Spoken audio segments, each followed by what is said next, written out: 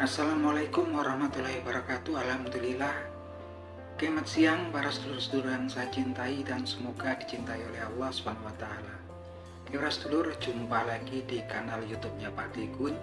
Para sedulur, jadi seperti yang sudah banyak diberitakan ya teman-teman, hari ini rombongan daripada TPUA atau Tim Pembela Ulama dan Aktivis yang diketuai oleh Bapak Profesor Dr. Egy Sujana Sarjana Hukum ya teman-teman, betul-betul dari pagi tadi sudah mengunjungi kampus Fakultas Hukum Universitas Gadjah Mada teman-teman, yang mana memang mereka berkunjung ke kampus Fakultas Hukum Universitas Gadjah Mada dalam rangka dugaan ya, atau dugaan mereka tentang keabsahan ijazah yang di S1 Kehutanan yang dimiliki oleh mantan presiden kita yang ketujuh, yaitu Bapak Joko Widodo. Yang jelas sepertinya memang mereka betul-betul udah bertekad ya untuk sepertinya berusaha mencari apa ya yang sebenarnya gitu kan. Memang kalau saya lihat juga lumayan banyak yang datang ya teman-teman, antusiasmenya luar biasa yang datang dari berbagai tempat.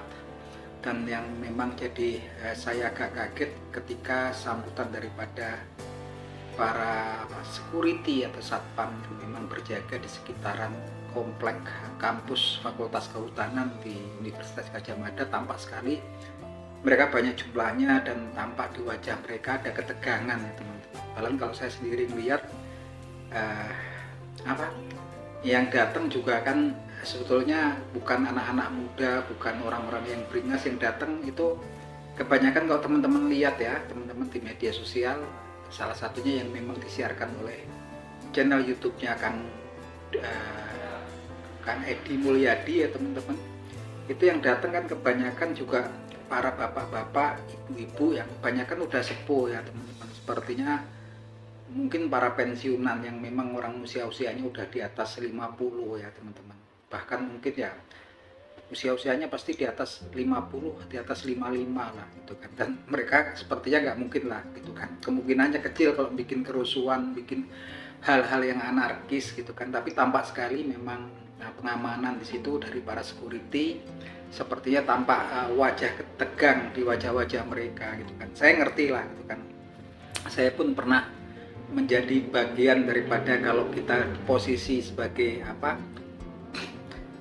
posisi tanggung jawab di lapangan repot. Saya pernah dulu jadi perawat waktu itu di salah satu rumah sakit di Kuwait, di Mid East ya. Disitu tahu betul lah ketika kita public service dan kita memang di lapangan itu memang tegang. Sering saya ngadepi kemudian keluarga pasien yang marah gitu kan, padahal yang memang kemudian harusnya mau ketemu dokternya nggak ada gitu kan, melayangkan komplain ya, kita tegang karena kita yang di lapangan. Dan saya ngerti gitu kan, ketika para security, para satpam yang berjaga di sekitaran komplek ya, Fakultas Kehutanan Universitas Gadjah Mada begitu tegang, artinya memang sepertinya memang dianggap sesuatu yang khusus, istimewa lah yang para pengunjungnya. Walaupun sekali lagi kalau teman-teman nyermati yang datang juga rata-rata bapak-bapak, ibu-ibu yang usianya udah sepuh ya. Saya yakin usia-usia mereka yang datang itu kebanyakan mayoritas 80% di atas 50 tahun ya teman-teman pastinya. Dan saya yakin mereka juga jauh lah dari kemungkinan bikin kerusuhan, tindakan-tindakan yang anarkis. Yang memang kemudian tampak di situ dari berbagai tempat ya. Kalau kita lihat memang antusiasmenya luar biasa. Dan saya pikir mereka datang bukan untuk membuat keributan atau masalah, tapi mencari mungkin yang dianggap mereka sebagai kebenaran, walaupun itu masih dalam kerangka dugaan ya gitu kan, dugaan. Yang jelas memang kemudian tampak di situ setelah yang diterima kan ada 5 orang ya, dari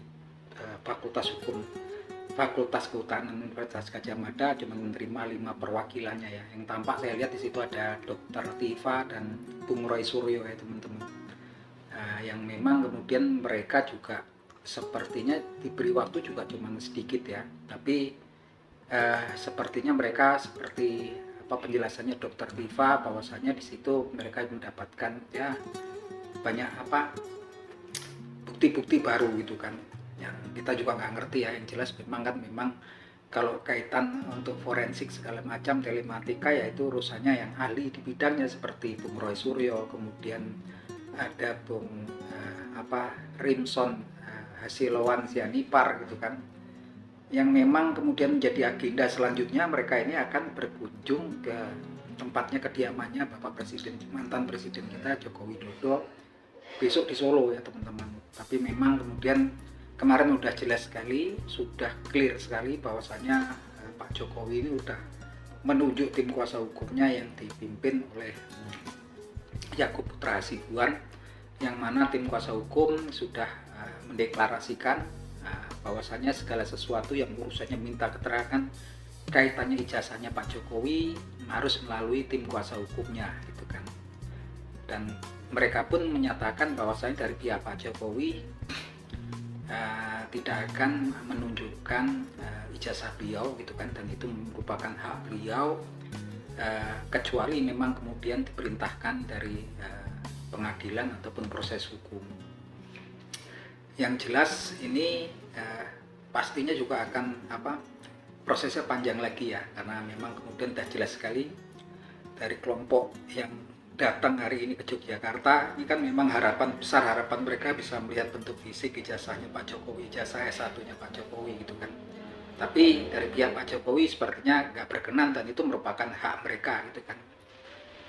Kita juga gitu kan, banyak tanda tanya kemudian kan, ini sepertinya malah kesininya semakin menjadi trending topik, semakin banyak jadi perbincangan ya, utamanya di kalangan netizen dan juga menurut saya seluruh lapisan masyarakat Indonesia gitu kan.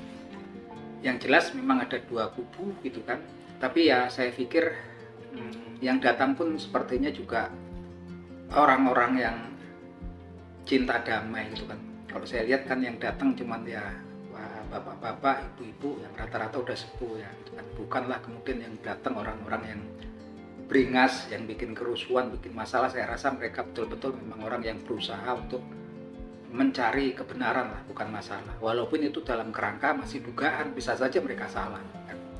Yang memang lagi-lagi kalau menurut orang awam kan sebetulnya ya urusan ini akan selesai dengan simpel gitu kan. Ketika kemudian ijazahnya ditujukan, ada tim kuasa hukum ataupun media ataupun para ahlinya gitu kan, biar mereka yang orang-orang datang ini puas gitu kan. Karena kalau menurut saya selama mereka nggak lihat bentuk fisiknya, pastinya sampai kapanpun mereka akan tetap berusaha ya untuk supaya keinginannya tercapai. Tapi memang haknya dari pihak Pak Joko Widodo juga untuk kemudian tidak menunjukkan ijazah mereka dengan argumen mereka gitu kan. Yang pastinya prosesnya akan berjalan panjang. Di lain sisi juga sepertinya juga belum selesai dengan TPUA. Saat ini juga dari kelompok ahli hukum advokat dari Solo ya, yang diketuai oleh Dr. Muhammad Taufik ini kan, ini juga melayangkan, mendaftarkan gugatan perdata ya, berkaitan juga ijazah juga gitu kan, dugaan ijazah yang dianggap keabsahannya dipertanyakan untuk mereka gitu kan. Dan ini sepertinya gugatannya udah didaftarkan ya di pengadilan Solo. Ini memang kelompok advokat ya, memang dari Solo ya teman, sebagian dari Solo gitu kan.